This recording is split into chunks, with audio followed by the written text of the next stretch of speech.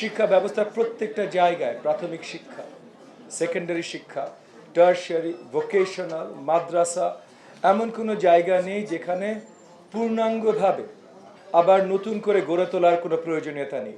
সেগুলো আছে, অনেক সমস্যা আছে। সেই সমস্যাগুলোর সমাধান নিয়ে আমরা কাজ করা শুরু করেছি। আমাদের সাথে শিক্ষা মন্ত্রণালয়ের সকলে আছেন, সকল সচিবগণ, যাদের অনেক বছরের অভিজ্ঞতা আছে, জ্ঞান আছে, এবং শিক্ষাঙ্গনে কর্মরত লক্ষ যারা কর্মকর্তারা আছেন, তারা সকলে তাদের সহযোগিতা নিয়ে জনতার ম্যান্ডেট নিয়ে আমরা এসেছি। সো আমরা ওই স্বপ্ন বাস্তবায়নেই কাজ করছি। আগামী শিক্ষা ব্যবস্থা আমরা মনে করি পুরো বিশ্বের কাছে ঈর্ষণীয় হবে। আশেপাশের দেশগুলোতে সকলে চাইবে তাদের সন্তানদের বাংলাদেশে পাঠাতে পড়ানোর জন্য। বাংলাদেশের সন্তানরা বিদেশে যেতে উদ্গ্রীব হবে না। এইটা আমাদের স্বপ্ন। এই স্বপ্ন বাস্তবায়নে আমরা কাজ করব।